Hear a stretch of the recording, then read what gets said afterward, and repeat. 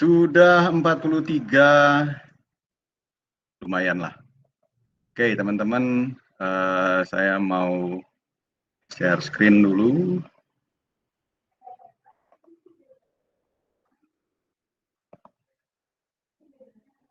Nah, ayo konfirmasi dulu. Sudah kelihatan belum di layar kalian ini? Sudah, Pak. Sudah, Pak. Sudah? Kalau gitu bacain dong kalau sudah. Coba. Arsitektur Apa Jepang, bacanya? Pak. Arsitektur Jepang, Pak. Bukan, yang di kanan bawah. Bahasa Jepang, Pak. Nggak tahu, Pak. Kalian ini katanya udah kelihatan kok nggak bisa baca. Oke ya teman-teman. Nah, kita akan memulai kuliah hari ini. Kalau minggu kemarin kita bahas mengenai Cina gitu ya. Nah, Cina ini banyak sekali pengaruhnya ke arsitektur di sekeliling dia. Nah, di antaranya Jepang ya, bahkan sampai ke Indonesia. Nah, sekarang kita mau lihat arsitektur Jepang.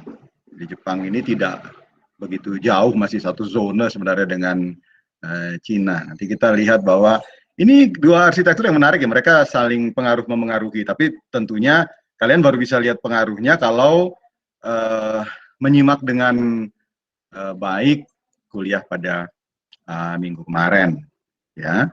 Jadi minggu kemarin itu memang kita tidak sempat untuk menelaah keseluruhan dari arsitektur Cina ya, karena memang begitu begitu luasnya arsitektur Cina tersebut. Tapi secara garis besar kita sudah bisa melihatnya, dan mari kita sekarang membahas mengenai arsitektur Jepang. Nah, kalau kita berbicara mengenai periodisasi, ya arsitektur Jepang ini juga sudah melalui banyak sekali periode yang cukup panjang gitu ya. Dari era-era ribuan tahun sebelum Masehi juga dia sudah dikembangkan. Jadi ini kira-kira angkatannya ya sama dengan arsitektur Nusantara bagian paling awal gitu ya, yang banyak dijuluki sebagai arsitektur perahu. Nah, ini kira-kira sejaman lah. Ini dimulai dari periode prasejarah gitu ya. Kita nanti akan lihat ini ada zaman Yomon, zaman Yayoi. Ini yang periode-periode yang paling awal di mana arsitektur di Jepang itu baru mulai berkembang. Kemudian ada periode Nara gitu ya. Ini sudah masuk ke masa-masa yang lebih modern, yang kira-kira seangkatan dengan kalau di Nusantara itu zaman percandian gitu ya, Borobudur. Lalu kemudian ada periode Heian. Lalu di sini kita bisa melihat tumbuhnya mulai arsitektur Jepang yang lebih komprehensif itu di periode Kamakura ya, di sekitaran tahun 1985 sampai 1500-an. Jadi kira-kira ini periodenya kalau di kita itu periode Majapahit gitu ya. Kemudian ada periode Mamuyama gitu ya, yang ini kira-kira sudah sezaman dengan periode-periode Gothic dan Renaissance kalau di Eropa gitu ya. Oke, itu dari periodisasi.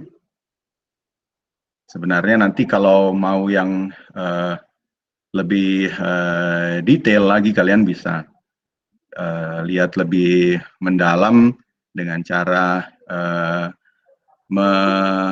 menelaah lagi literatur karena ini banyak banget gitu loh. Pada periode Heian itu juga ada beberapa hal yang menarik gitu ya. munculnya pengaruh arsitektur Buddha terhadap kuil-kuil Shinto. Shinto itu agama asli di Jepang gitu ya. Nah, Buddha ini somehow dia nanti membawa satu nuansa arsitektural yang lebih semarak gitu ya, lebih warna-warni gitu. Sementara Shinto itu banyak yang menggunakan material-material yang asli gitu ya. Terus kemudian di periode ini juga kita lihat nih sering sekali muncul di film-film populer mengenai Jepang gitu ya, mengenai kamikaze. Orang Jepang itu sangat-sangat berani gitu ya. Mereka tidak takut untuk gugur di dalam peperangan. Ada filosofi yang seperti itu gitu ya. Jadi kalau kalah itu malu gitu, terus kemudian bisa sampai melakukan harakiri atau bunuh diri gitu ya. Seppuku, bunuh diri dengan pisau pendek kayak gitu ya. Jadi ini memang satu hal yang menarik juga. Ada banyak hal di Jepang itu yang menarik untuk dipelajari dan dilihat budayanya gitu ya. Tapi bagaimana kita lihat budaya itu menurunkan arsitekturnya. Nah, di sini kita bisa saksikan gitu ya, bahwa Jepang ini dia sangat-sangat dekat dengan alam gitu ya, budaya tradisionalnya, arsitektur tradisionalnya gitu ya. Banyak yang menggunakan bahan-bahan dari kayu, dan kayu ini teman-teman diolahnya bukan dengan cara yang sembarangan gitu ya. Kayu dari Jepang itu diolah sampai kemudian ketika muncul sebagai elemen arsitektur gitu ya, dia itu sampai detailing seratnya itu muncul gitu ya. Jadi dan mereka menggunakan kayu dengan cara yang sangat efisien ya. Saya pernah berkunjung ke sebuah pengolahan di Jepang. Itu ada hutan produksi kayak gitu ya, dan menyaksikan sendiri bagaimana mereka mengengineer kayunya itu supaya bagus banget, seratnya juga bagus banget muncul kayak gitu ya, dan kayunya nggak boleh bengkok. Kayunya nggak boleh bengkok. Jadi bagaimana caranya bikin kayu yang lurus gitu ya, di engineer pohonnya. Sebentar, kayaknya saya masih ada kayunya.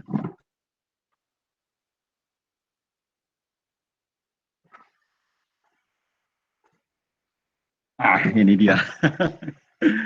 Ini kayunya saya tenteng dari Jepang pulang ke Indonesia nih. Mudah-mudahan kelihatan sama kalian ya. Perhatikan seratnya, bagus kan? Dan kemudian kayu ini, ya, ini di engineer sampai dia itu bisa dari pangkal sampai ke ujungnya itu lurus kayak gitu ya. Sehingga kemudian ketika menjadi satu kayu untuk konstruksi, ya, dia bukan hanya kayu yang bagus, tapi juga estetik gitu ya. Kayunya bagus dan sangat estetik. Nah, kalian bayangkan bagaimana caranya bikin kayu seperti itu. Karena kayu, ya, itu kan pohon. Pohon itu kan hampir nggak pernah bisa lurus ya. Benar nggak? Benar nggak, Nayu? Benar, Pak.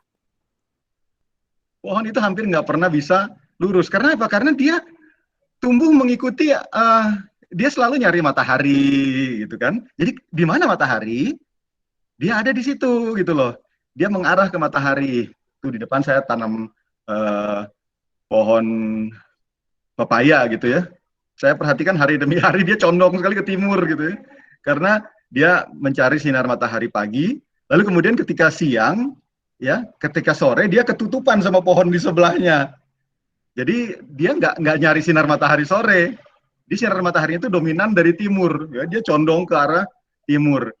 Nah itu kan sesuatu yang alami ya. Kalau di Jepang itu bahkan orang sudah menguasai teknik untuk mengengineer nanamnya dengan cara begini supaya mataharinya tuh seimbang sampai ke pohonnya, sehingga pohonnya nggak condong ke kiri, nggak condong ke kanan, lalu kemudian tumbuhnya tuh lurus gitu loh, ya lurus ke atas gitu, sehingga ketika dijadikan bahan konstruksi dia bagus, estetik, seratnya juga oke, warnanya alami gitu ya. Nah, oke ya, jadi ini mencirikan bagaimana orang Jepang itu dekat dengan alam gitu ya, dia dekat dengan alam.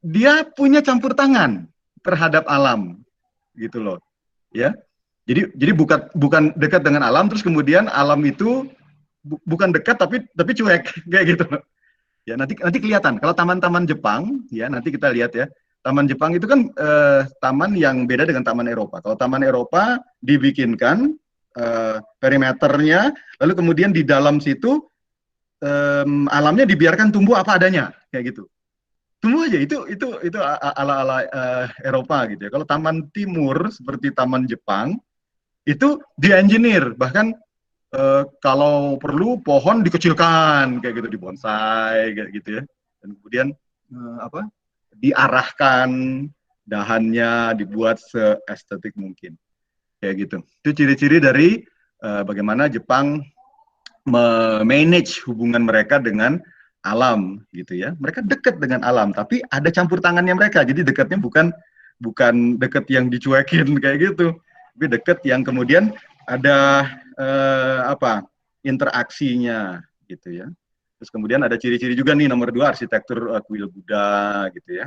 Kita nanti akan lihat ada rumah-rumah pagoda kayak gitu ya, yang satu-satunya di Jepang yang arsitektur tradisionalnya itu mengarah ke vertikalis gitu loh. Ya, kita ingat kalau yang Cina kemarin kan dia sangat horizontalis gitu ya, sama Jepang juga kayak gitu. Tapi ada beberapa bagian yang kemudian disisakan menjadi vertikal gitu ya. Terus kemudian ada yang menarik lagi, arsitektur rumah gitu ya. Nanti kita akan lihat rumah Jepang seperti apa. Ya, rumah Jepang itu rumah yang dibuat dengan pendekatan iklim kayak gitu ya. Jadi nanti kita akan lihat bagaimana rumah itu ya sama juga dengan rumah-rumah tradisional dan rumah-rumah vernakular di mana-mana gitu ya, di tanah air juga seperti itu. Jadi rumahnya banyak menjawab tantangan-tantangan dari alamnya. Nah, kita lihat Jepang itu kalau summer kayak sekarang ya, sekarang sedang Olimpiade di Tokyo, dan kemarin itu kalau kita baca almost kind heat stroke gitu ya, jadi panas sekali, panas banget gitu, sehingga beberapa petenis top papan atas dunia itu yang tampil di Olimpiade itu mengajukan komplain gitu. Bahkan ada seorang petenis peringkat atas yang bilang bahwa ini cuacanya ini brutal gitu loh. Brutal. Jadi sampai kayak gitu pembahasannya gitu, brutal gitu. Nah, itu ciri khas dari negeri-negeri di utara gitu ya teman-teman ya. Negeri-negeri yang agak jauh di utara atau yang bahkan sekalian jauh di selatan gitu. Dia jauh dari Katulistiwa, sehingga cuacanya cenderung ekstrim. Kalau panas di musim panas, summer kayak gitu tuh panas sekali ya. Tapi kemudian ketika musim dinginnya dingin dan beku banget kayak gitu. Nah, ini terus kemudian bagaimana menyiasatinya gitu ya, rumah-rumah di utara itu menarik ketika kita amati karena dia seperti itu gitu ya. As well as dia juga sederhana, jelas, jujur gitu ya. Nah, rumah-rumah Jepang itu nggak banyak ornamennya ya. Dia diterapkan dengan logika struktur yang sederhana tapi mumpuni gitu ya. Struktur kita kebanyakan segitiga, betul ya. Kalau di Jepang baru akhir-akhir ini aja sebenarnya segitiga itu kemudian mencapai aplikasi yang signifikan gitu ya. Saya ke Wajima 10 tahun yang lalu, itu diceritakan oleh arsitek-arsitek di sana bahwa sekarang kita udah beralih ke bentuk yang segitiga, Pak, karena antisipasi gempa kayak gitu ya. Jadi bangunan-bangunan Jepang itu kan kayak di kanan ini ya teman-teman ya. kayak di kanan ini, dominan dari kayu, tapi kemudian ketika teman-teman lihat banyak elemen-elemen yang segi empat gitu ya, nih seperti ini, elemen-elemen segi empat seperti ini. Nah, kalau sekarang itu di bagian-bagian yang tersembunyi seperti yang di atas yang ada kerainya ini, itu sekarang tuh ada bracing segitiga, bracing silang-silang seperti kalau di SK berapa? SK 4 kayak gitu ya. Nah, seperti itu. Saya sempat membuat beberapa foto, tapi saya nggak sempat bisa tampilkan sekarang gitu ya. Kalau teman-teman lihat ini memang kehidupan keseharian di Jepang klasik gitu ya. Ini bukan di foto dari peristiwanya langsung karena ini kan diorama. Saya foto di salah satu museum yang pernah kita kunjungi saat studi di sana. Ya. Nah, jadi kira-kira rumahnya tuh seperti yang di kanan ini gitu. Terus dia tidak ada kesan terlalu megah gitu ya. Jadi memang lebih kepada kesederhanaan tapi fungsional gitu. Dia menyatu dengan alam gitu ya. Kerendah hatian ada di situ. Nampak dari kebiasaan orang Jepang untuk duduk di lantai, kemudian sailing dari rumahnya itu yang rendah gitu ya. Dia tidak banyak perabotnya, tapi kalau ada perabotnya indah. Ya, dan ruang-ruangnya fleksibel dan oh ya, jangan lupa ini yang menarik. Jadi bahkan arsitektur yang sangat vernakular seperti Jepang itu sudah kenal sistem modular. Kalian belajar sistem modular di SK berapa? SK 4 ya? Yanayu ya? SK 4 atau SK 2 sistem modular. Nah, di Jepang itu bahkan rumah tradisional vernakular yang dari era-era masa pre-modern gitu sudah punya sistem modular versi mereka sendiri. Nah, seperti ini gitu ya. Nah, ini ada yang disebut dengan sistem tatami. Tatami itu mat gitu ya. Seperti alas gitu. Yang panjangnya itu 2 kali dari lebarnya. Nah, modularnya itu dipakai seperti ini dengan cara menyusun tatami kayak gitu ya. Ini sistem 3 tatami seperti ini, gitu ya. Kalau dia lebih besar ada sistem 4 tatami kayak gitu ya. Modulnya kayak gitu. Terus kemudian ada yang 8 tatami dan seterusnya kayak gitu, ya. Nah, wujudnya adalah seperti yang di tampilan ini, gitu ya. Menarik kan? Dan kalau teman-teman lihat di sini, ya. Rumah-rumahnya plain, simple, gitu ya. Dan kemudian ringan, teman-teman. Kenapa? Karena dia harus deal dengan lingkungannya. Jepang ini sering sekali gempa, gitu ya. Jadi lapisan tanahnya tuh bergerak terus-menerus, ada getaran terus-menerus, gitu ya. Bahkan ada yang katakan bahwa Jepang itu setiap hari gempa, gitu ya. Dan orang-orangnya sudah sangat aware dengan gempa. Jadi kalau ada gempa itu mereka sudah tidak takut lagi kayak kita gitu ya, yang berlari-larian gak jelas ujung pangkal kayak gitu ya. Nah, kalau Jepang itu begitu terasa gempa mereka sudah mengerti apa yang harus dilakukan karena berlatihnya tiap hari ada gempa gitu ya. Itu saya alami sendiri juga. Oke, dan kalau kita lanjutkan, ini juga yang menarik nih, ya. Jepang itu punya taman-taman yang sangat-sangat indah gitu ya. Dulu waktu belum pernah ke Jepang, banyak yang cerita mengenai keindahan taman-taman di Osaka kayak gitu ya. Nah, ya setelah dilihat ke sana gitu ya, ya memang indah gitu ya, dan memang indah. keindahannya itu stylenya beda dengan taman-taman Bandung ya. Kalau Bandung juga kan kota taman ya, salah satu garden city yang paling baik di Jawa kan adalah Bandung.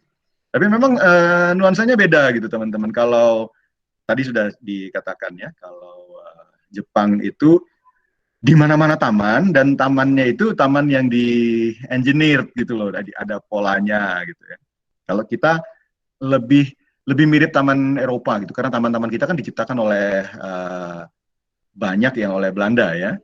Taman-taman di Bandung Utara tuh banyak di create oleh Belanda. Lalu ketika zaman sudah bukan zaman Belanda, kita mewarisi konsep-konsepnya gitu. Jadi mengembangkannya juga lebih kepada konsep-konsep taman barat gitu.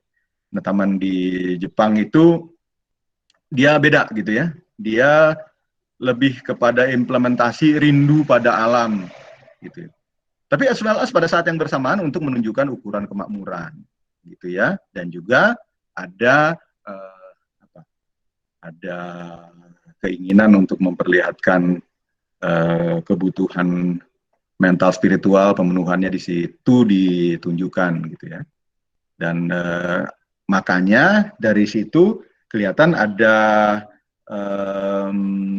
elemen-elemen alam yang kemudian ikut di-create masuk ke situ, ke taman itu. Ada dibuatkan danau, ada dibuatkan jembatan, ada pulau gitu ya.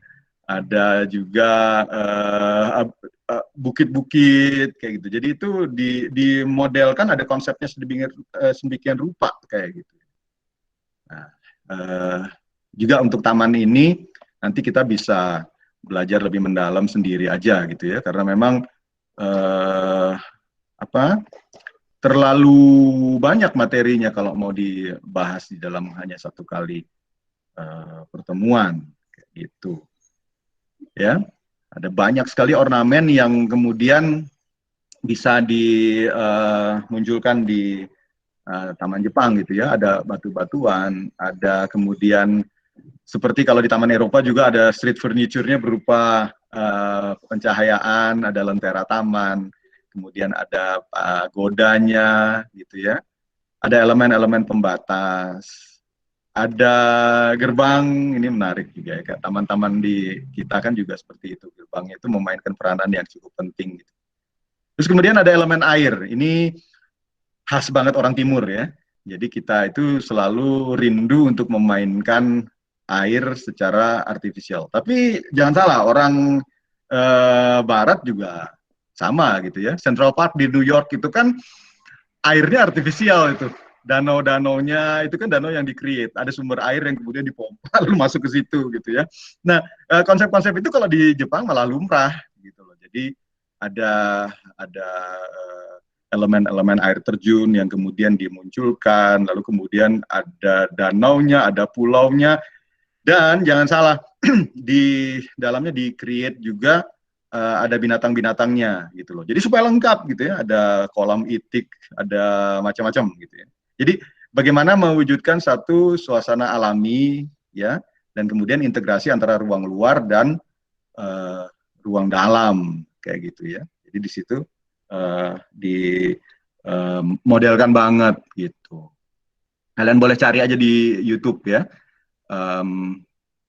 wujud-wujud dari Taman Jepang itu menarik banget. Dan bahkan ada beberapa video yang menggunakan taman-taman di Jepang sebagai visual untuk tujuan relaksasi. Coba cari deh, kata kuncinya mungkin relaksasi, relax, Japanese garden gitu loh. Jadi sambil duduk gitu ya, virtual nih, ngeliatin taman gitu ya, terus kemudian kita relax gitu. Ya, itu somehow merupakan satu ini juga ya, satu bagian dari terapi juga untuk satu bentuk kehidupan yang hektik banget gitu ya. Kalau kita ke kota-kota di Jepang yang sekarang gitu ya, yang modern gitu. Kota yang modern kayak Tokyo gitu ya. Nah, itu kan masyarakatnya sangat gila kerja gitu ya, sehingga ketika ada titik-titik tertentu di mana mereka itu fatigue kayak gitu. Sehingga harus kembali ke bentuk-bentuk relaksasi seperti itu gitu ya. Nah, coba kalau kamu pagi-pagi di apa di jam mau berangkat kantoran itu, terus kamu berada di kota-kota seperti eh, kota-kota Tokyo, Nagoya kayak gitu ya. Wah, itu hektik banget ya, lebih daripada Jakarta. Ya, karena Jakarta itu sebenarnya kecil ya, penduduknya juga cuman berapa 7 juta gitu. Nah, kalau di apa apalagi Beijing gitu ya, yang sampai 25 juta. Waduh, gitu ya. Nah, ini yang tadi kita bahas. Ini periode Nyomon ya, yang tadi saya katakan seangkatan dengan hampir hampir seangkatan dengan arsitektur perahu kita. Nah, ini 13.000 sebelum Masehi sampai 300 sebelum Masehi. Jadi sebagian besar penduduk Jepang pada saat itu gitu ya, itu kan belum era industri gitu ya. Mereka adalah pemburu atau mencari makan di lautan dengan cara menjadi nelayan gitu, atau somehow petani kayak gitu ya. Nah, model-model kayak begini ini memang dimulai dari era sebelum Masehi, tapi kalau kita lihat dari model-model arsitekturnya kayak gitu ya, ini bertahan sampai di masa-masa sebelum Jepang memasuki era modern gitu ya. Ada yang tahu film Oshin di ya dulu memang pernah tayang ya di TVRI, tapi itu zamannya kalian belum lahir gitu. Beberapa waktu yang lalu diputar ulang gitu ya. Itu serial yang tayang di NHK kalau nggak salah, terus kemudian diputar di TVRI, lalu kemudian diputar ulang beberapa waktu silam, lalu kemudian nge-hype lagi gitu ya, nge-hits lagi. Beberapa bagian di situ memperlihatkan zaman ketika Jepang masih sangat-sangat sederhana gitu ya. Rata-rata rumah tinggal dibangun langsung di atas tanah gitu ya, menggunakan alasnya tuh jerami gitu ya, atau malah nggak dikasih alas gitu. Nah, setelah ini Jepang memasuki periode yang lebih modern, Yayoi gitu ya, yang berlangsung sekitar 300 sebelum Masehi hingga 300 Masehi. Jadi periode ini ditandai dengan mulainya pertanian itu tersebar luas, gitu ya. Nah, teman-teman sudah lihat bagaimana pertanian itu di mana-mana ketika dia maju, ya, maka kebudayaan itu kemudian menjadi lebih maju lagi. Di mana-mana terjadi kayak gitu. Jadi barometernya adalah pertanian, gitu ya. Ketika pertaniannya maju, maka negerinya maju. Kalau sekarang kan industri, gitu ya. Industri maju, negerinya maju, gitu kan. Tapi kalau zaman itu kan era pra-industri, gitu ya. Jadi step untuk kemajuannya itu didapat dengan ketika kita memajukan pertanian. Mesir kayak begitu. Indonesia, Nusantara kayak begitu, dan ini Cina kayak begitu, Jepang juga kayak begitu, gitu ya. Nah, pertanian tersebar luas mengakibatkan munculnya permukiman yang permanen gitu dengan jumlah populasi yang kemudian semakin besar gitu ya.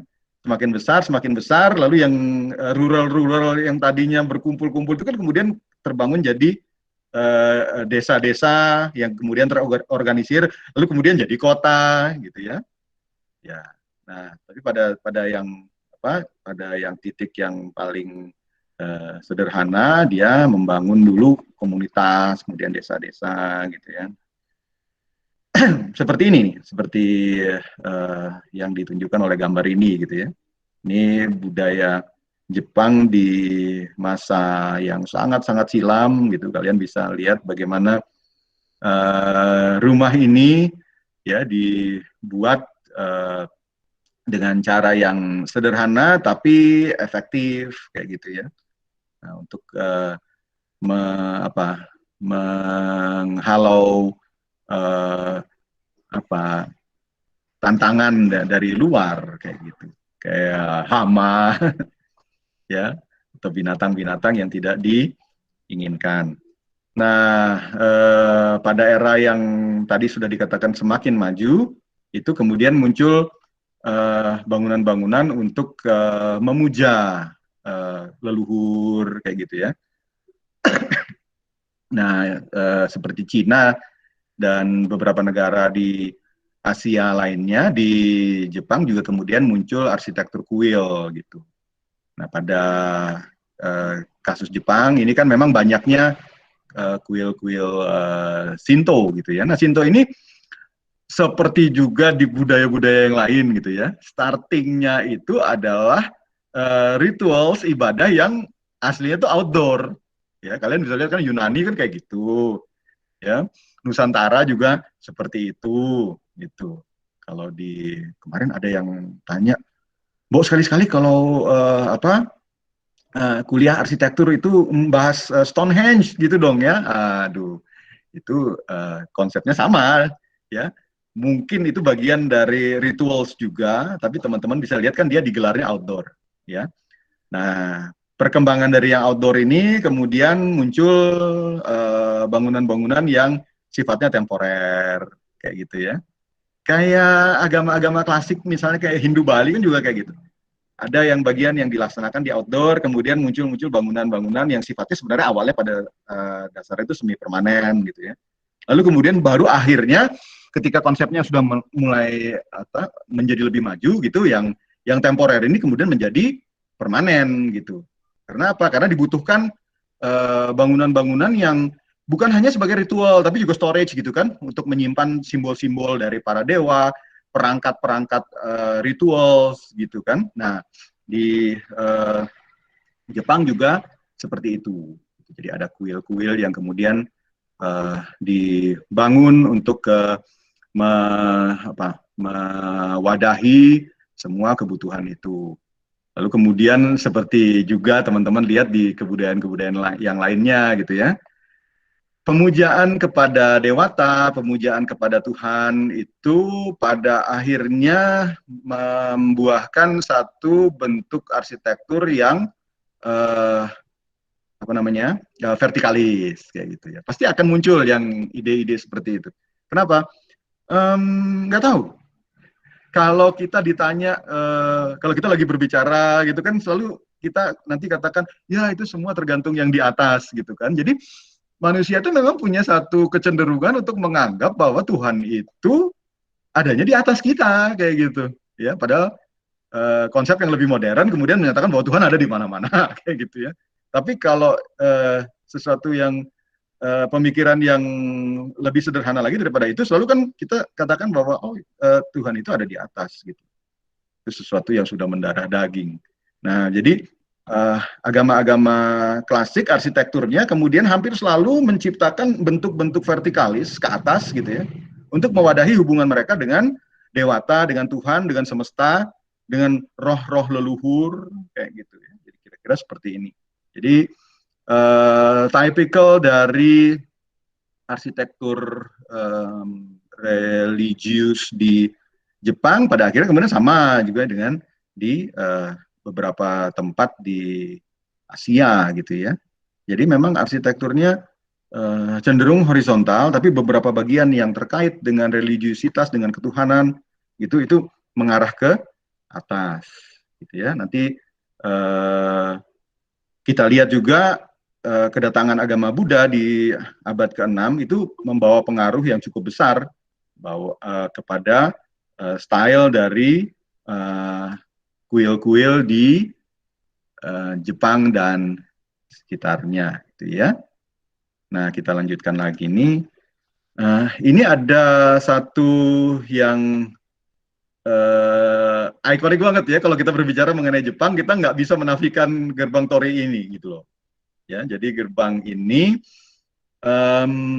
ya bentuknya memang ikonik. Ini adalah biasanya diletakkan di depan kuil Shinto gitu ya, yang merupakan ini pembatas, fungsinya tuh biasanya pembatas antara kawasan tempat tinggal manusia dengan kawasan suci tempat tinggal kami gitu loh. Kami ini bukan kami bahasa Indonesia gitu ya. Kami ini adalah roh-roh yang semacam roh-roh leluhur, roh-roh ya roh lah gitu ya. Dunia spirit kayak gitu. Nah, ya. Jadi selain sebagai gerbang kuil, dia sebagai shifter antara dua dunia gitu ya. Kalau kalian perhatikan style konsep yang seperti ini kan munculnya juga di arsitektur Bali gitu ya. Ketika lewat satu gerbang, maka dia shift pada zona yang berbeda gitu loh. Ya, ini bukan lagi rules-nya sama dengan zona yang sebelumnya ketika kita sudah melewati satu buah gerbang. Nah, gerbang Tori ini juga punya konsep yang kira-kira sama gitu. Jadi ketika sudah melewati gerbang ini, maka di sisi satu itu beda dengan di sisi dua, gitu ya. Bentuknya seperti dua batang palang sejajar yang disangga dua batang tiang vertikal, gitu ya. Nah ini setelah ada pengaruh dari Buddha gitu, dia banyak yang dicat merah gitu ya, merah-merah menyala gitu. Tapi kadang-kadang juga konsep kesederhanaan Jepang itu muncul gitu. Jadi tidak dicat, warnanya adalah warna asli gitu ya. Jadi ya apa aja materinya gitu. Kalau kayu ya kelihatan gitu serat kayunya gitu ya, tidak diwarnai. Gitu. Biasanya ini pasangnya di gerbang masuk kawasan kayak gitu ya, atau di gerbang kuil gitu. Kalau yang di gerbang kawasan tuh yang ini nih. Nah, ini kan sederhana gitu ya. Atau di gerbang-gerbang yang mungkin tidak ada hubungannya langsung dengan kedua konsep itu ya. Ini waktu saya motret ini apa ya? Saya juga nggak ingat ini di mana ya. Maksudnya gini, ini mestinya ini kayaknya bukan kuil dan bukan gerbang kawasan juga nih. Jadi dia kalau yang sekarang kan lebih kontemporer gitu ya. Jadi bisa diterapkan di mana aja. Sama dengan di Bali juga ya. Pada akhirnya Candi Bentar itu nggak hanya di tempat-tempat yang sifatnya religius gitu ya. Bahkan di perkantoran juga orang bikin Candi Bentar gitu ketika kita memasuki satu satu kawasan dengan fungsi tertentu gitu ya. Tapi fungsi itu tetap didasari pada konsep awal, yaitu ini ada shifting gitu ya. Jadi roh jahat ya jangan masuk ke sini gitu ya. Ini yang baik-baik aja yang masuk kayak gitu. Jadi kira-kira itulah yang dicapai oleh dengan menggunakan gerbang-gerbang seperti ini gitu ya. Ini detailingnya nanti teman-teman kalau mau mendalami tentunya silahkan di browsing sendiri gitu ya. Nah ini khas dari arsitektur timur itu adalah detailingnya teman-teman. Jadi detailingnya every part of the structure has a meaning gitu ya. Jadi semua itu menerangkan sesuatu, sama kayak Sokoguru di bangunan Joglo di Jawa gitu ya. Itu kan setiap part dari strukturnya itu dia bercerita tentang sesuatu, simbol dari sesuatu. Jadi memang arsitektur timur itu merupakan arsitektur yang simbolik. Jepang kan juga seperti itu, gitu ya. Nah, kita lanjutkan ini kalau sudah masuk di satu lingkungan yang punya konsep kayak gitu, maka segalanya akan ditata dengan baik. Karena apa? Karena roh-roh yang tadi dianggap bisa mengganggu itu kan sudah ditahan di zona yang lain kayak gitu ya. Jadi kemudian yang dimiliki gitu adalah satu lingkungan yang lebih sehat, lebih bersih, lebih resik. Jepang itu bukan main bersihnya gitu ya, resik banget. Mungkin juga kita itu dulu juga seperti itu kali ya, karena kan kita sama-sama orang Asia gitu ya. Saya nggak tahu kenapa sekarang Indonesia ini banyak sekali kota-kotanya yang tidak bisa bersih gitu ya. Mungkin karena kita nggak punya konsep untuk itu kali ya, menghadirkan roh-roh yang baik, spirit yang baik di satu lingkungan, kemudian yang jelek itu kita pindahkan keluar kayak gitu. Kalau kita mungkin tidak seperti itu. Oke. Nah, ini ada rumah. Kalau di Jawa rumah bangsawan kayak gitu ya, itu kayak joglo gitu, digunakan oleh para bangsawan. Kalau di Jepang ini bangsawannya itu samurai kayak gitu ya. Selama periode Edo itu dari 1603 sampai 1867 para samurai diminta untuk tinggal di dalam kota-kota benteng yang mengelilingi castle gitu, kastil. Nah, ini juga yang kemudian melahirkan arsitektur yang sifatnya defensif gitu ya. Kita kayaknya sudah melihat hal-hal seperti ini terjadi di beberapa arsitektur yang sudah kita bahas gitu ya, arsitektur Bali kira-kira seperti itu juga karena ada reaksi terhadap keruntuhan dari budaya Majapahit di Jawa. Kemudian arsitektur defensif di China muncul ketika ada tantangan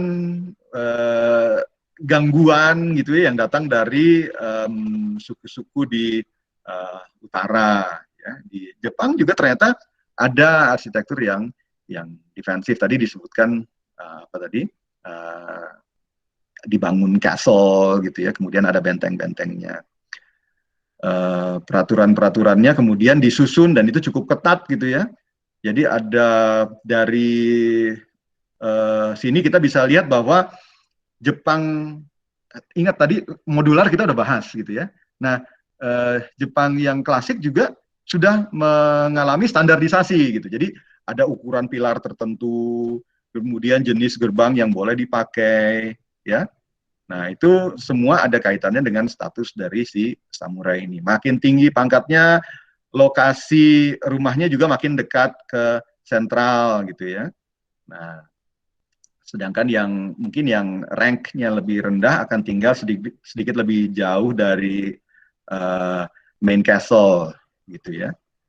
Nah, oke. Nah, kita lanjutkan.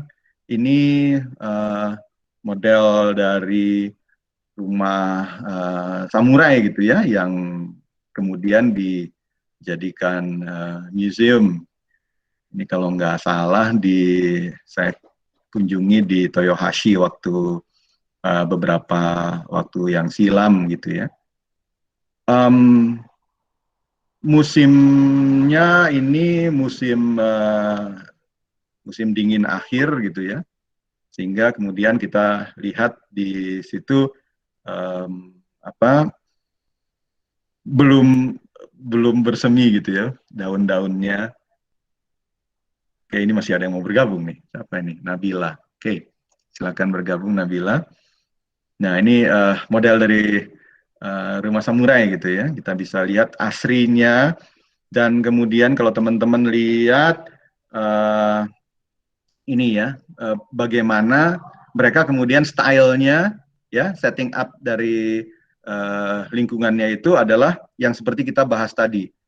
Jadi satu bentuk environment yang di-engineer sedemikian rupa sesuai dengan konsep kedekatan dengan alam gitu ya. Jadi alamnya itu di-engineer gitu loh. Jadi kedekatan dengan alam itu bukan hanya kemudian duduk mengalami alam kayak gitu, tapi tidak melakukan sesuatu untuk mengintervensi gitu. Kalau modelnya Jepang kan adalah dia mengintervensi alam itu sehingga dia bisa dekat dengan alam itu, dan dia menjamin bahwa lingkungan itu cocok pas sesuai gitu ya antara kedua belah pihak, antara lingkungan dengan manusianya. Ya, ada pohon-pohon yang kemudian di set untuk tumbuh ya dengan bentuk tertentu. Jadi orang Jepang itu sangat aware dengan misalnya memangkas tanaman kayak gitu. Ini ada guci di depan isinya air. Nggak tahu ini buat diminum atau apa ya. Nah, kira-kira seperti itu. Ya, ada, kalau teman-teman lihat ya, kemarin pada ingat kan arsitektur Cina itu adalah arsitektur yang sangat horizontalis, terus kemudian ada bangunan-bangunan yang compound gitu ya. Mirip arsitektur Bali kan? Di dalam satu lingkup yang berbatas jelas kayak gitu, dibangun arsitektur yang sifatnya compound kayak gitu, lalu kemudian ada beberapa courtyard kayak gitu.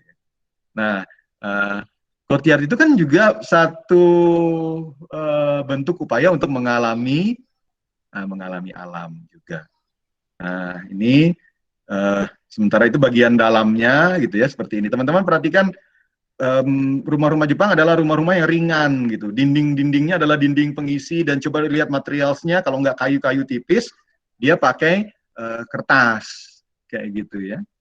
Jadi rumah Jepang ini ketika ada gaya-gaya lateral yang terjadi kayak gitu ya, meskipun dia tidak menerapkan konsep segitiga dari awal gitu ya, tapi karena dia ringan, dia bisa cope dengan semua tantangan alam yang ada.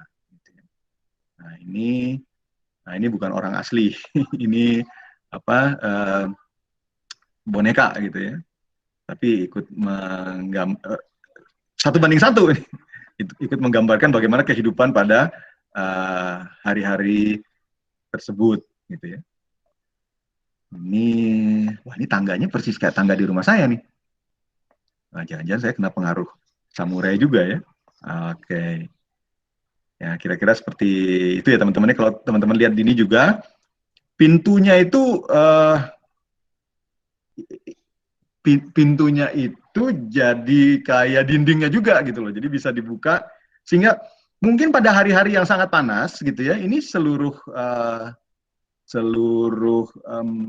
dinding ini bisa digeser gitu ya, sehingga kemudian terbuka, lalu dapat hawa yang cukup segar di bagian dalam rumah. Tapi jika hari dingin tiba, nah seperti yang hari-hari ini nih, kalau hari dingin tiba dan daun-daun berguguran gitu ya karena nggak tahan dengan dinginnya, lalu kemudian yang bertahan hanya pinus-pinusan dan cemara-cemaraan seperti ini gitu ya, pada hari-hari yang seperti itu dia bisa ditutup, menyisakan hanya sedikit saja bagian bukaan supaya suhu di dalam ruangan bisa dijaga gitu ya. Nah, kalau teman-teman perhatikan, nah jangan perhatikan orangnya ya, nah, perhatikan dinding di bagian belakangnya. Nah, teman-teman bisa lihat bahwa bidang dindingnya itu kan lebar banget tuh ya, dan itu kan kertas, dan ini menunjukkan bahwa di bagian ini tidak ada gaya tekan sama sekali terhadap elemen dindingnya gitu kan, karena ini kan adalah elemen yang ringan ya, ringan banget. Artinya apa? Artinya orang Jepang pada such an early stage kayak gini, itu dia sudah berhasil untuk kemudian menerapkan sistem frame gitu ya, sistem frame yang cukup rigid gitu ya, nah, untuk mewadahi gaya-gaya lateral, dan ini sudah terbukti survive sampai hari ini gitu. Jadi sudah ratusan dan mungkin ribuan tahun gitu ya mereka hidup seperti itu. Artinya apa? Artinya pendekatan mekanika tekniknya kayak gitu ya, itu sudah dipahami oleh para arsitek-arsitek dan pembangun-pembangun vernakular Jepang juga di masa lalu gitu ya. Nah ini penghuni aslinya dari rumah-rumah samurai seperti itu gitu ya. Ini diorama saja sebenarnya, saya potret di museum tersebut. Oke, nah kita lanjutkan lagi. Nah, jadi kira-kira rumah-rumah di Jepang tuh seperti ini, teman-teman. Ya, jadi dia punya satu style yang terbuka gitu pada saat dimana dia dibutuhkan untuk terbuka, tapi dia bisa tertutup manakala dibutuhkan udara yang lebih hangat gitu ya, atau mencegah udara hangat lebih cepat keluar kayak gitu, dan kemudian diganti oleh udara dingin pada musim-musim tertentu. Nah, kita bisa melihat di sini bagaimana kearifan dari para nenek moyang bangsa Jepang gitu ya, di dalam menghadapi sebuah tantangan iklim yang memang ekstrim gitu ya. Ya kalian bisa bayangkan aja tadi petenis kelas atas kayak gitu yang biasa tahan bermain di tempat-tempat panas saja sampai menjuluki suhu di Jepang ini brutal kayak gitu ya, tadi disebutkan. Ya, jadi bagaimana menghadapi suhu yang brutal di musim summer kayak itu, di musim panas itu, tapi juga bisa kemudian menghadapi deal dengan suhu yang di bawah titik beku gitu ya.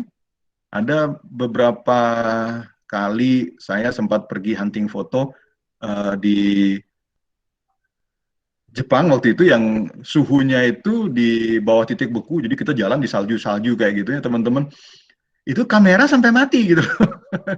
Kamera tuh mati. Yang baterainya biasa tahan 1 bulan kayak gitu ya, baterai kamera saya.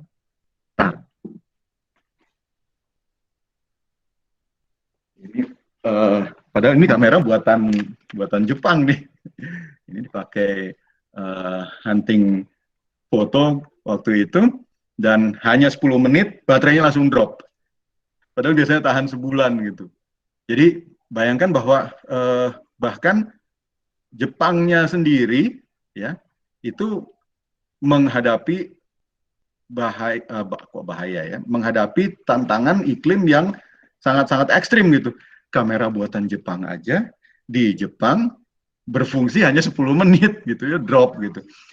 Ini yang ini bertahan hanya sekitar 10-15 menit gitu ya.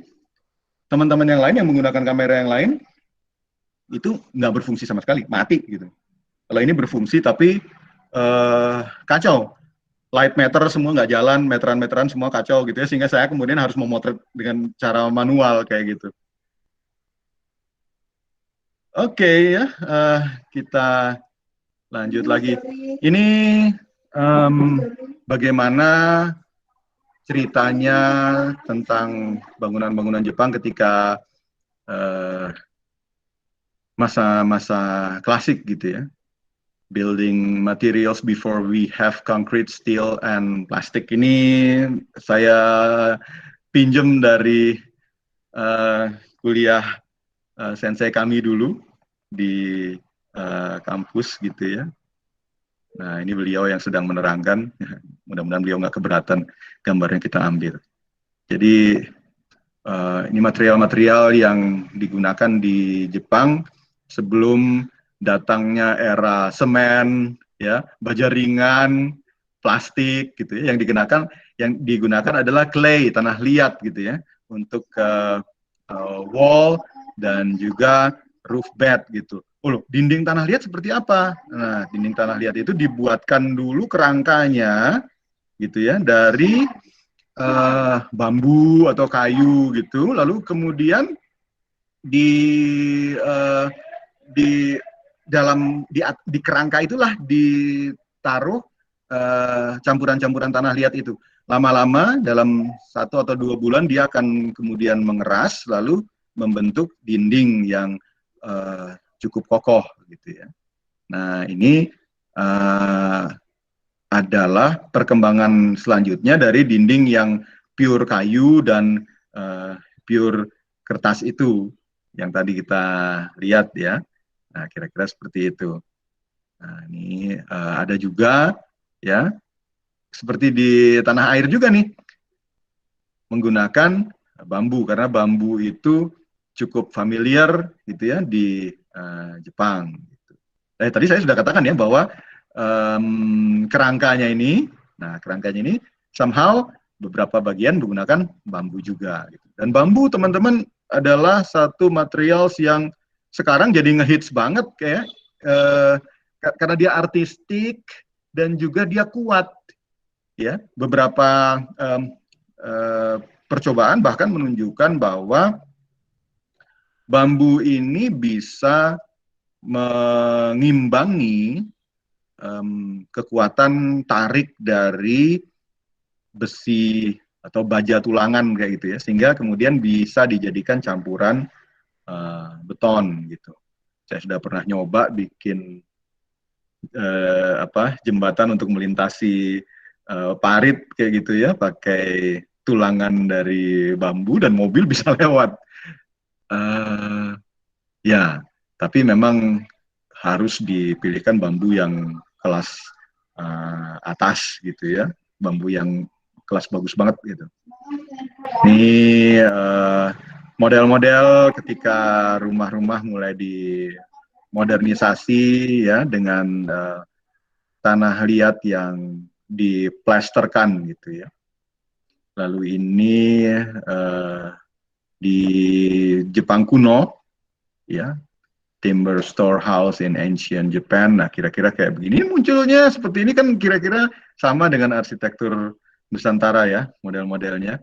Ada bentuk peninggian, lalu kemudian disokong dengan kayu-kayu atau dengan batu, lalu kemudian, nah kamu perhatikan ini bagaimana dinding dibuat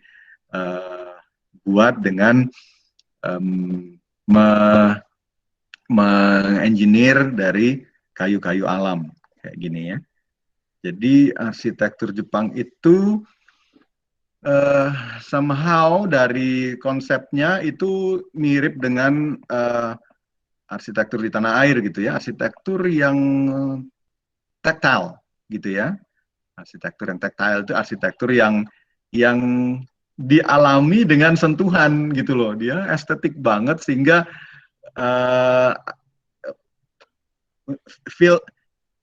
feel of touching-nya itu kerasa banget gitu loh, as well as visual feelings-nya ya, jadi kaya banget gitu ya. Nah, kita bersyukur kita punya arsitektur yang juga seperti itu gitu ya, orang Asia, apalagi orang Asia Tenggara. Saya ingat ada seorang antropolog gitu ya yang menyatakan bagaimana kekagumannya dia terhadap orang-orang Asia Tenggara, Asia gitu ya, yang terutama Asia Tenggara ya, yang colorful banget gitu loh, colorful banget gitu. Jadi sangat kaya akan detail, ya warna, ya tekstur kayak gitu ya. Nah, bambu dipergunakan di Jepang juga, dan bahkan ini rumah-rumah ya yang dibangun di abad 15 dan abad ke-16. Oke ya. Jadi sekitar tahun 1600-an, 1700-an ini rumah-rumah masyarakat yang kemudian sejaman dengan era-era Renaissance di Eropa gitu ya. Setelah ini kan kemudian Eropa memasuki masa modern.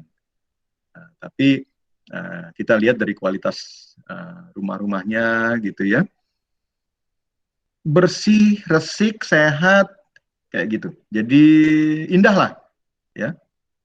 Nah, saya sempat juga mengunjungi beberapa rumah dan kemudian mendokumentasikan pada hari-hari ketika berada di sana, dan ya mudah-mudahan nanti satu waktu kita share lagi ya, kita tampilkan, karena memang tidak mencukupi waktunya kalau kita harus tampilkan itu semua pada saat ini gitu.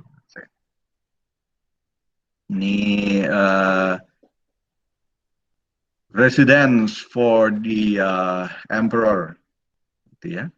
Nah, kita bisa melihat meskipun dia sederhana gitu ya, simple gitu, tapi juga indah, dan ada elemen-elemen yang kemudian bisa membawa orang untuk mengalami bahwa alam itu begitu dekat gitu ya.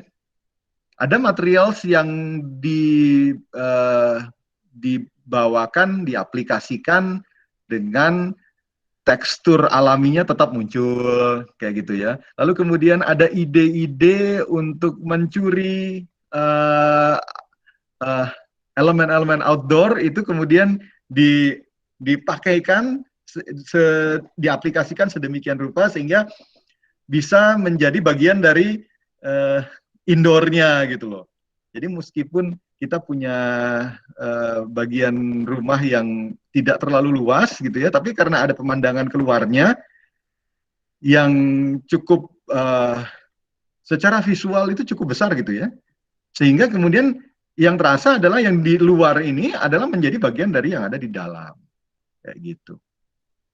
Ini saya sudah coba terapkan beberapa kali gitu ya, ketika berusaha membawa elemen dari luar menjadi bagian dari interior gitu.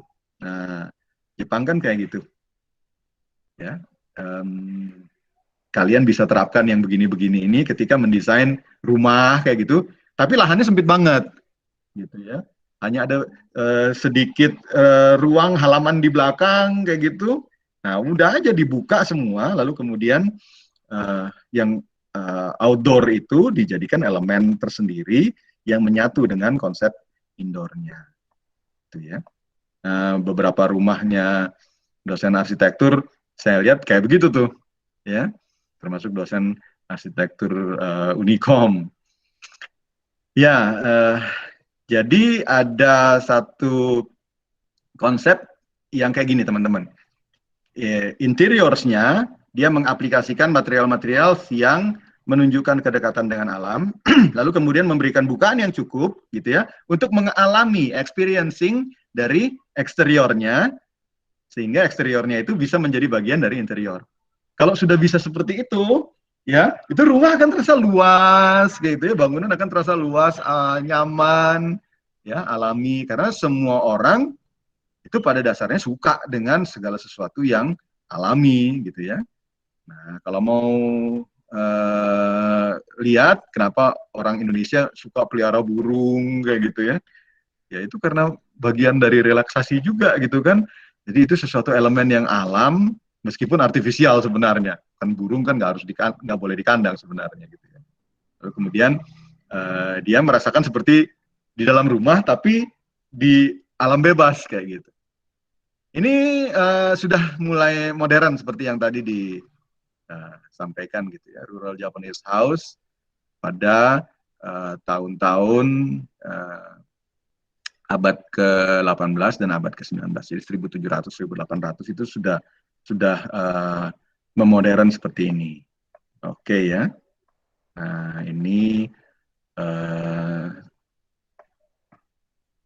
rumah-rumah yang ditata dengan konsep Zen, tapi ini sudah sangat-sangat lampau ya, abad ke-13 sampai dengan abad ke-15, jadi kira-kira sejaman dengan era Majapahit, gitu kan. Kalau bangunan Majapahit beda lagi, bangunan rumah Majapahit orientasi keluar. Jadi di dalam itu hanya untuk beristirahat, kemudian segala aktivitas ada di luar, gitu ya. Kalau ini somehow beda karena dia harus tahu kapan berada di dalam. Ada musim-musim tertentu yang orang tuh tidak bisa beraktivitas di luar, seperti musim dingin kayak gitu ya. Nah, musim dingin itu harus dipikirkan banget itu, teman-teman. Ada satu kalau musim dingin di Jepang itu kalian bisa jalan di tempat tertentu ya. Kalian bisa jalan berkilo-kilometer dan gak ketemu orang gitu loh.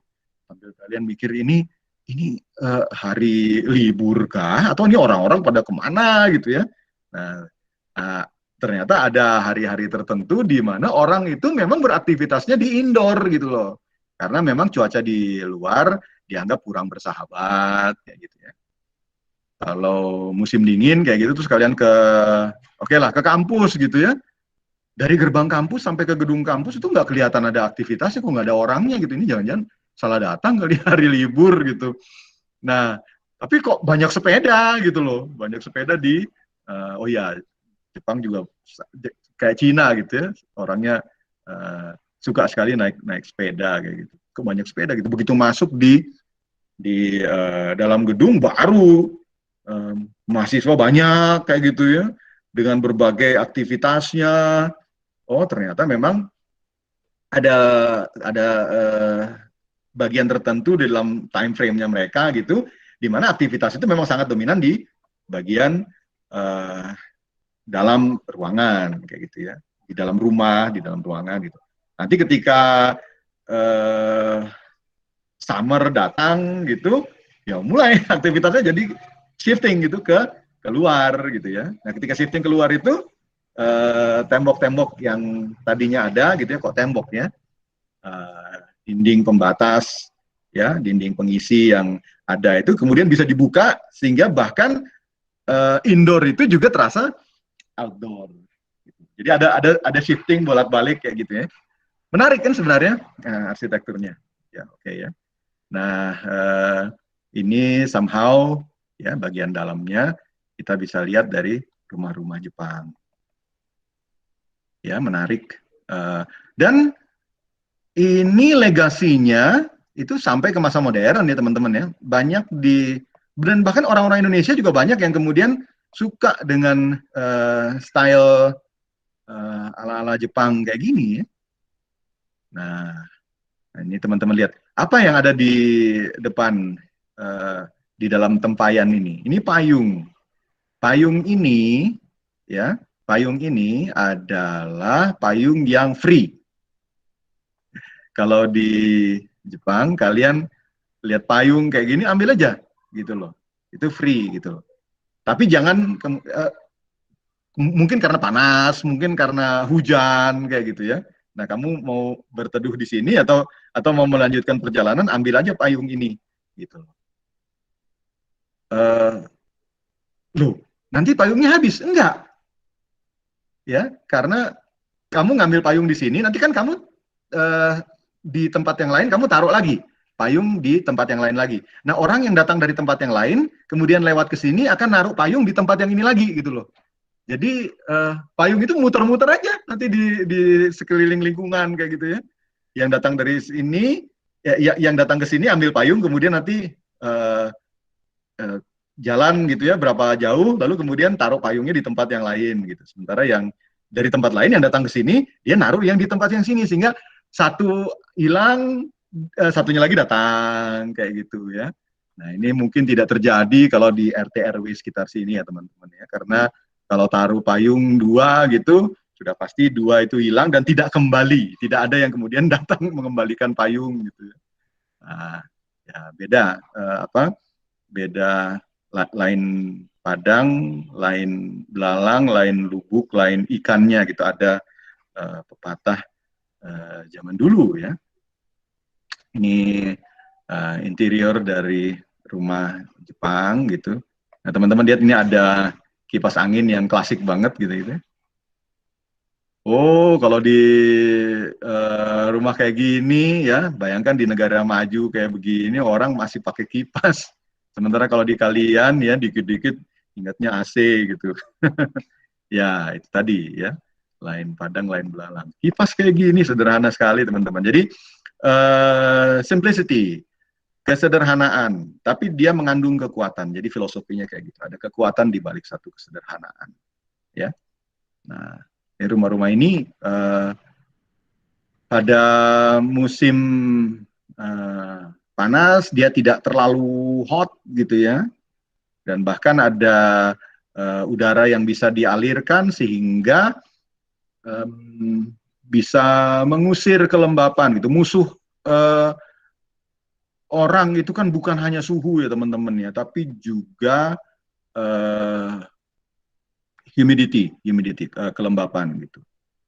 Kemarin saya bilang sama teman saya waktu mendiskusikan mengenai suhu di Jepang yang begitu panas itu ya, saya bilang oke, Jepang itu kayak sudah hampir kayak heat stroke gitu, tapi jangan salah loh di Bali gitu ya, di Denpasar kalau bulan Desember itu juga nyiksa udaranya. Kenapa? Karena mungkin hanya 35, 36 derajat gitu ya, nggak sampai kayak 40-an kayak di negeri-negeri utara, tapi humidity-nya, kelembapannya itu tinggi sekali, mendekati 100% teman-teman, sehingga udara tidak, air tidak menguap, keringat jadinya tidak menguap, lalu apa yang terjadi? Ya kita kan menyegarkan diri, menurunkan suhu tubuh kayak gitu ya. oh nggak bisa ya menurunkan suhu tubuh karena suhu tubuhnya manusia segitu-segitu aja ya. Tapi menyamankan diri itu kan dengan cara menguapkan keringat lah. Kalau keringatnya nggak bisa nguap, gimana ceritanya? Ya feel-nya itu kayak panas banget kan jadinya. Nah kira-kira seperti itu. Sebenarnya kan di Jepang ini bisa diatasi dengan pergerakan udara kayak gitu ya. Nah oleh sebab itu dia nanti orang mengalami kelembapannya tidak terlalu tinggi juga. Nah, oke ya, jadi kira-kira seperti ini interiornya gitu. Oh, Pak, ini ada AC. Oh iya, ini memang udah modern. Oke, ya. Kalau kalian lihat interiornya selalu simple kayak gitu ya. Simple dan fungsional. Tapi kalau ada sekalipun dia simple gitu ya, misalnya meja gini, ini craftsmanship-nya ya, craftsmanship-nya luar biasa gitu. Sama dengan tukang-tukang kelas atas di Nusantara gitu ya, Bali, Jawa, Jepara kayak gitu ya. Itu bukan tukang kayak gitu. More like artist gitu ya, artist. Jadi lebih seniman daripada tukang. Kalau tukang kan dia degree-nya tuh masih di bawah seniman gitu ya. Tukang itu kan bekerja harian dibayar kayak gitu. Tapi kalau seniman itu dia bekerja karena dia aktivis seni gitu. Nah, banyak yang kemudian muncul dengan fenomena seperti itu gitu ya. Oke. Nah, kita lanjutkan lagi. Ini bagian dari arsitektur Jepang juga. Jadi ada istana-istana gitu ya. Jepang ini udah pindah ibu kota berkali-kali gitu ya.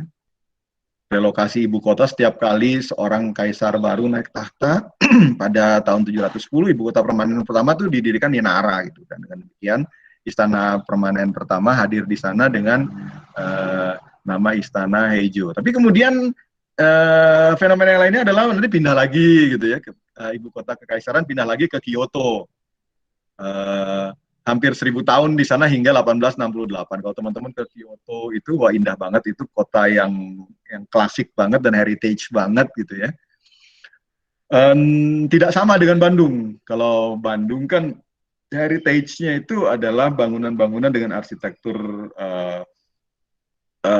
barat gitu ya, Art Deco, indah banget pun Bandung. Tapi kalau keindahannya Kyoto itu adalah dia tuh gaya-gaya istana klasik gitu ya, megah, bermartabat, tapi nggak terlalu mencolok gitu ya. Nah di Kyoto ini kalau kalian ke sana itu kotanya nggak terlalu besar, bisa diputerin 1 hari jalan kaki kayak gitu, tapi menarik banget gitu ya. Nah, ada museum manga di sana. Nah, itu salah satu tempat favorit saya juga. Oke. Ini di Kyoto gitu ya. Kalau teman-teman lihat detailingsnya gitu ya. Ini kayaknya ada nada yang selaras gitu ya dengan yang kemudian kita lihat pada minggu kemarin ya di arsitektur, pembahasan mengenai arsitektur Cina gitu ya.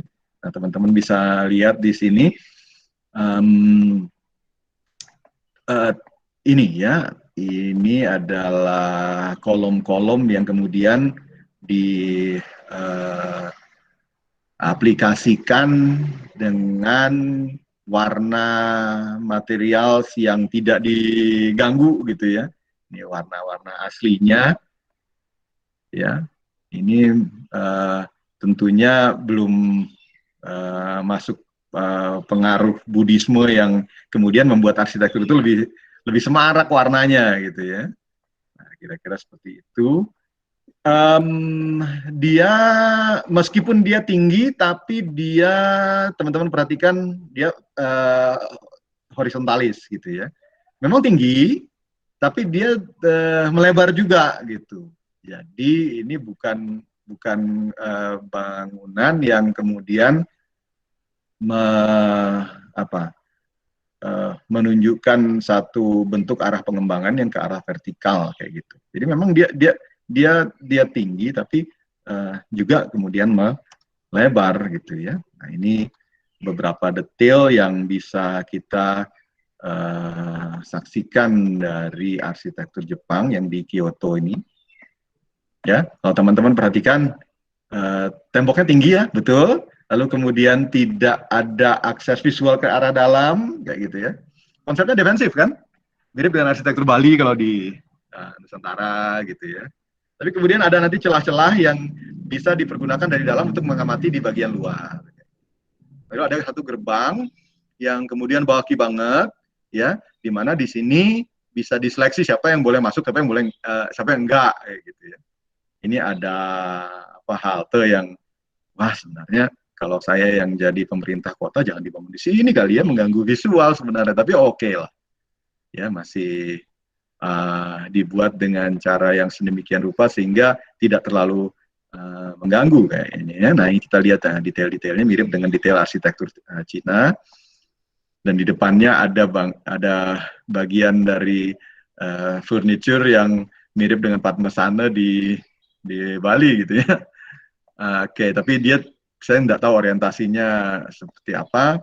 Nah, ini bangunannya seperti ini ya, teman-teman ya. Kolom-kolomnya tinggi ya, dan pada ketinggian tertentu dia freestanding ya. Nah, oleh sebab itu harus dirancang dengan, tadi saya sudah katakan ya bahwa ini sudah melalui standarisasi yang ketat dari arsitektur klasiknya Jepang sendiri gitu. Jadi tidak semua balok kayu bisa digunakan di sini gitu ya, apalagi kalau yang balok yang standarnya kayak di bangunan di rumah-rumahnya kita gitu ya, 612, 610, 812, 815 kayak gitu. Nah, ini balok yang memang didesain lebih besar lagi, dan tapi teman-teman lihat bahwa urat-urat kayunya itu sengaja dibiarkan ditonjolkan untuk muncul, memang stylenya sudah seperti itu gitu ya, dan bahkan riasannya langsung kelihatan sampai ke bagian atap. Ya, kalau nanti teman-teman menikmati arsitektur dari Korea juga ya, model-modelnya kayak gini. Lalu kemudian ciri khasnya adalah di kepala bubungannya itu selalu diselesaikan dengan teknik tertentu, yaitu dengan memberikan satu wujud yang kemudian ditempelkan situ ya, yang ikonik dan kemudian menjadi tengaran bagi lingkungan di sekitarnya karena dia tinggi gitu ya. Oke, nah ini gerbangnya kira-kira seperti ini ya. Nah, ini temboknya dari arah dalam.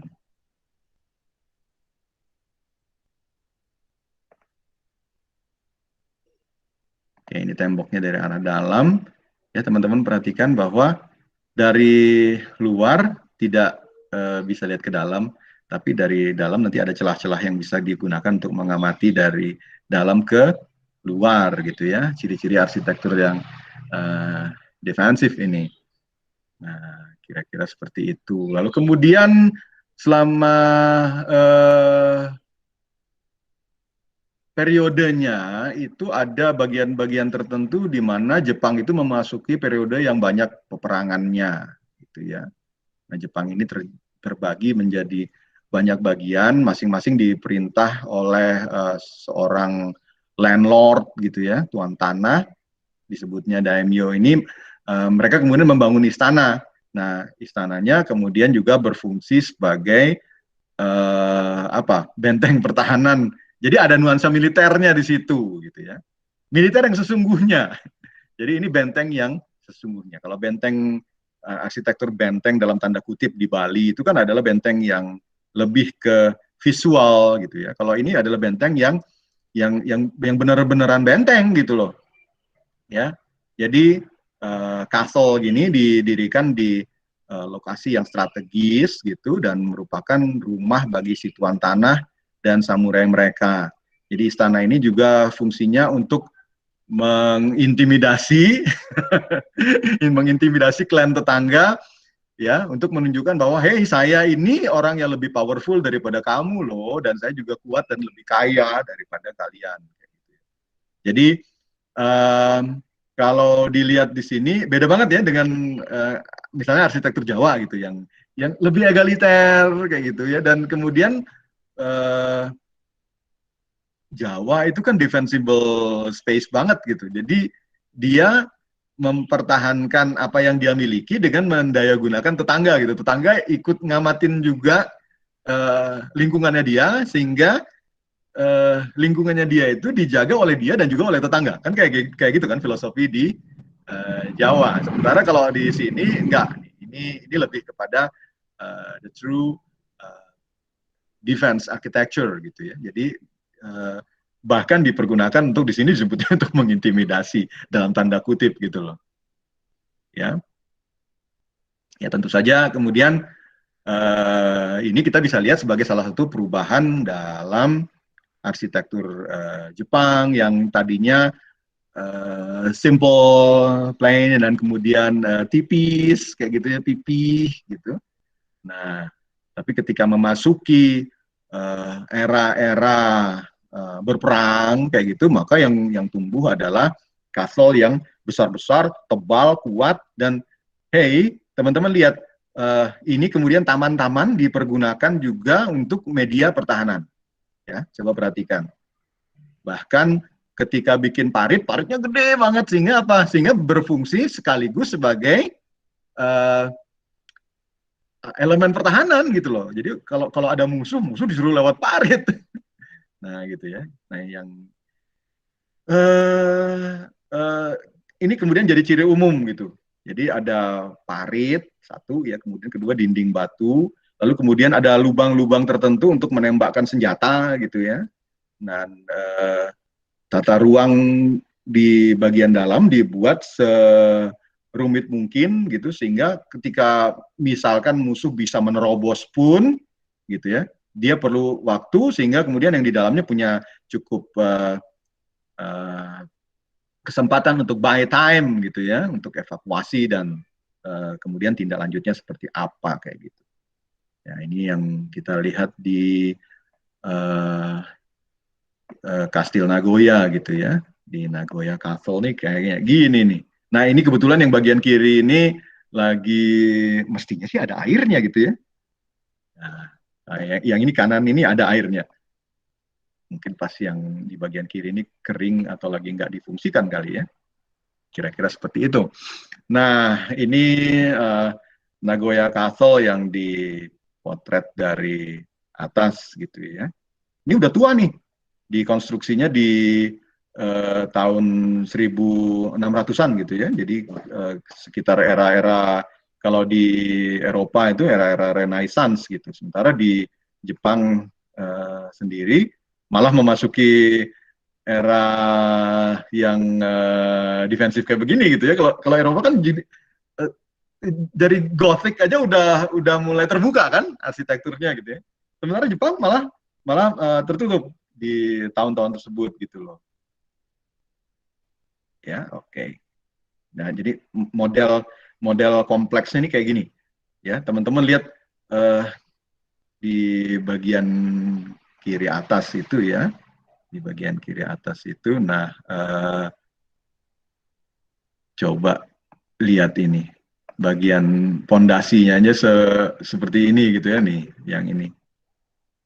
Pondasinya aja tinggi dan tebal banget gitu ya. Nah, dan itu di living space-nya ya, kemudian didirikan juga di atas pondasi yang gitu, lihat nih.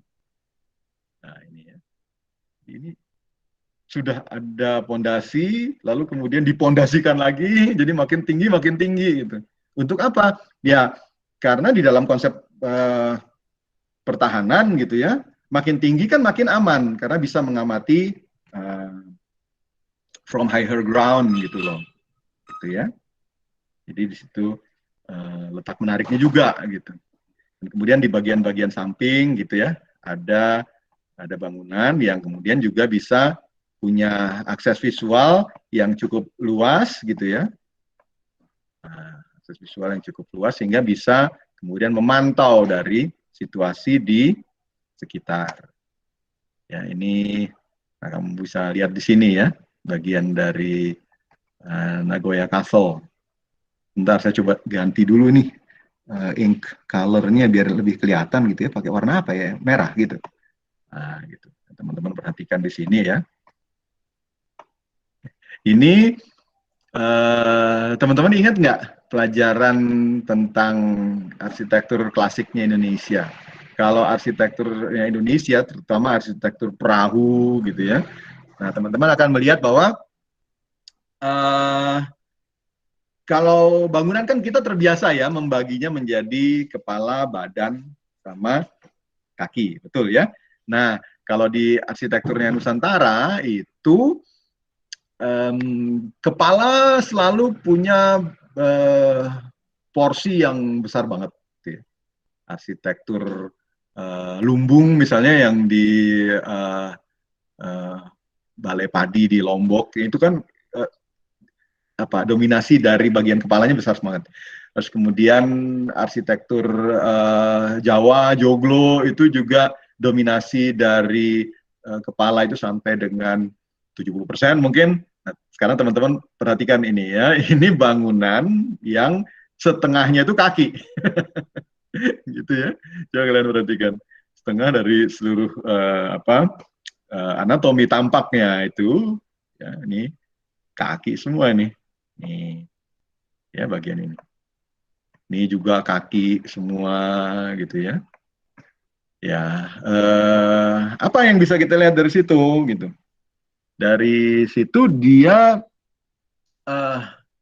bangunan yang mungkin bukan honor yang dituju gitu ya, atau bukan tujuan utamanya, tapi juga dia pengen menunjukkan kekokohannya gitu ya, kokoh, kuat. Nah, dengan cara apa? Dengan cara memperkuat kaki gitu kan. Orang kalau belajar ilmu bela diri itu ya kuda-kudanya kan kakinya yang harus kuat gitu sehingga orangnya tetap berdiri gitu. Karena kalau kamu sudah dijatuhkan maka rentan sekali terhadap serangan musuh kayak gitu ya. Jadi kalau apa itu di gulat profesional atau di tinju kayak gitu ya, orang kalau udah jatuh itu ya udah kalah lah ya. Tapi makanya dasarnya harus diperkokoh sehingga dia tidak mungkin jatuh kayak gitu. Nah ini teman-teman ya, coba perhatikan ini dimensinya. Kalau orang kan ya, orang kan setinggi apa ya, setinggi ini kan. Nah kira-kira seperti itu. Sementara pondasinya segini gitu ya. Ini menunjukkan apa? Menunjukkan bahwa ya satu, dia kekokohannya luar biasa. Yang kedua adalah ini aspek keamanan juga gitu loh. Jadi kalau ada orang yang kemudian mau berbuat jahat kayak gitu, dia tidak berada pada level yang sama dengan elevasi kita yang berada di dalam konstruksi gitu ya, di dalam rumah. Foto kedua ini juga memperlihatkan bagaimana kekokohan dari arsitektur castle di Jepang ini ya. Teman-teman lihat ini penggunaan stone dan brick pada ukuran yang gigantik gitu ya. Ya, kalau orang kan segini nih. Sementara fondasinya aja sudah kayak begitu. Ya. Wow. Oke. Ya, dan bagaimana teknik pembangunannya? Teknik pembangunannya ya ini ya teman-teman ya. Menggunakan apa namanya? Buruh gitu. Nah, mereka datang dengan batu-batu yang besar yang kemudian ditarik dengan tenaga manusia. Ini lucu nih nah sekarang kan kastel-kastel kayak begini kan dipergunakan sebagai museum ya, dan museumnya museum yang bagus banget, komprehensif gitu, dan eksperiensi, ada aspek eksperiensinya di situ. Jadi di sini ditunjukkan bahwa gedung ini dibuat dengan para buruh menarik batu-batu yang segede gini gitu ya. Lalu kemudian disediakan batunya beneran, lalu kemudian disediakan talinya, lalu kemudian disediakan meterannya di sini.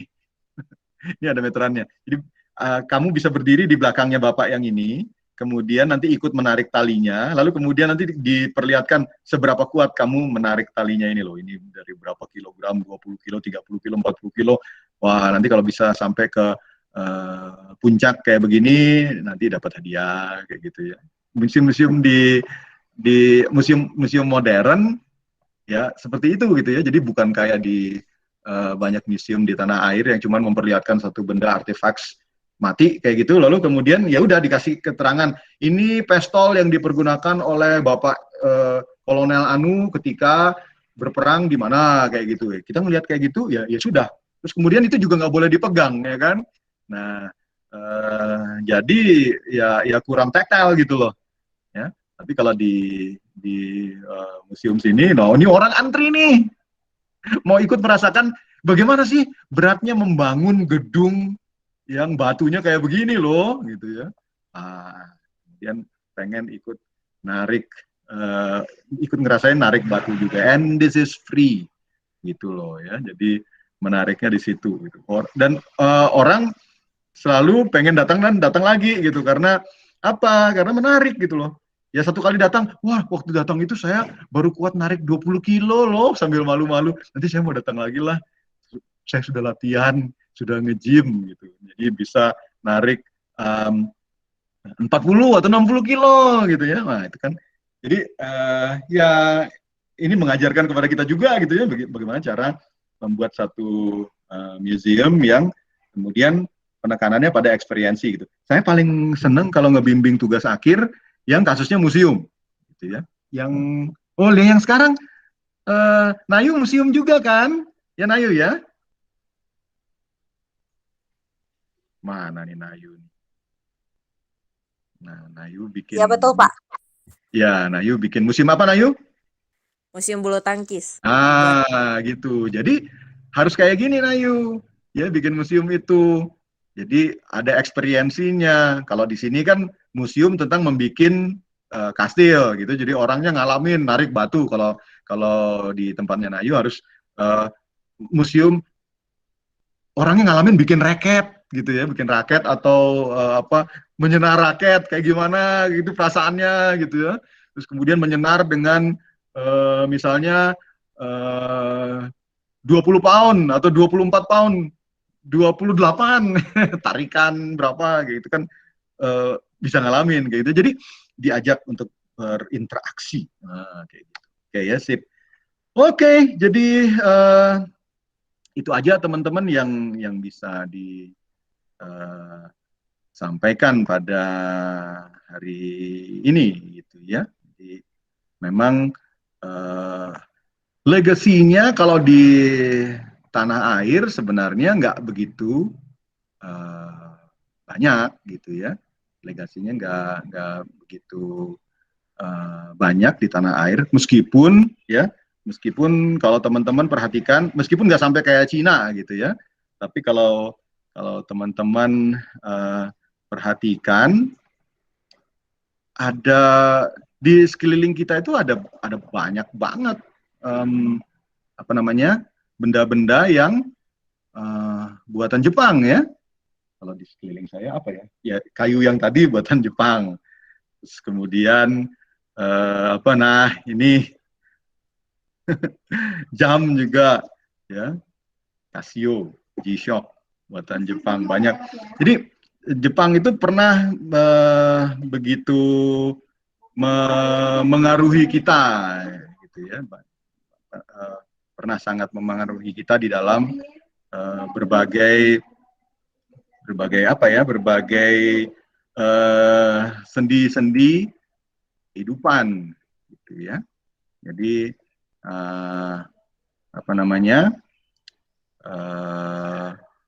ya satu hari mungkin kita akan melihat satu detailing, satu konsep, satu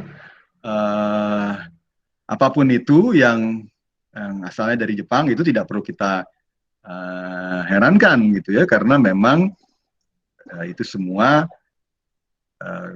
tidak jauh dari keseharian kita gitu ya.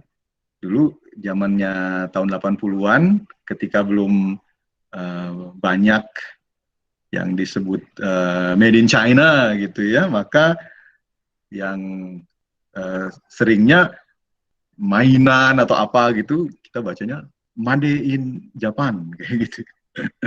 Nah, oke ya, tapi memang tidak sekarang sudah tidak banyak ya yang made in Japan karena mahal itu. Sekarang banyak yang kita beralih ke made in China.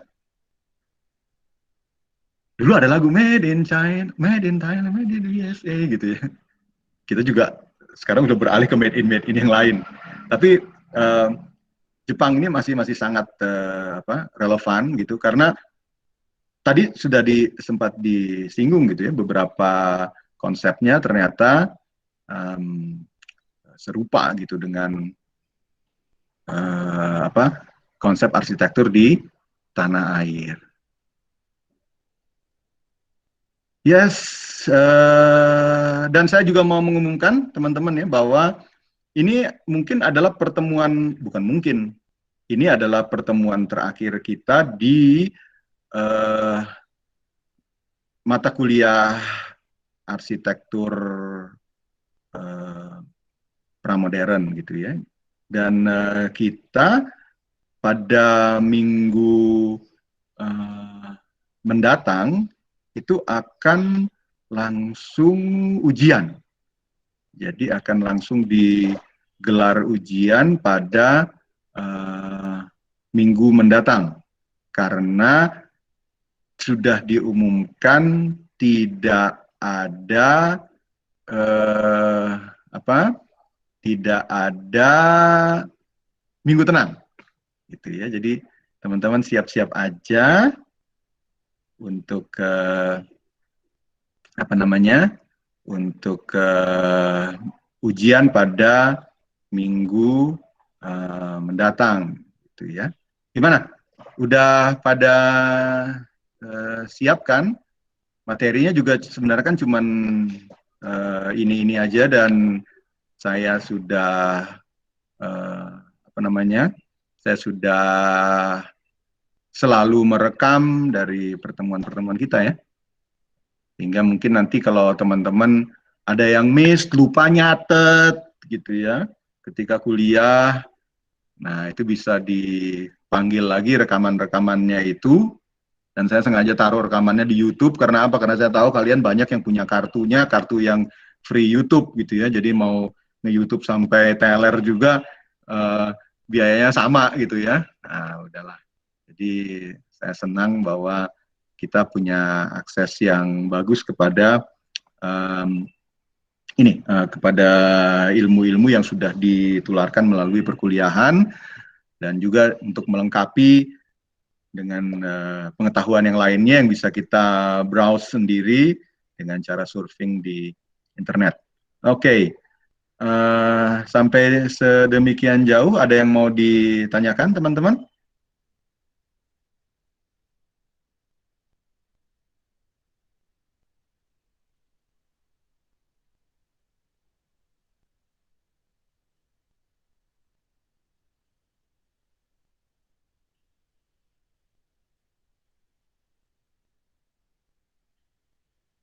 Oke, baiklah.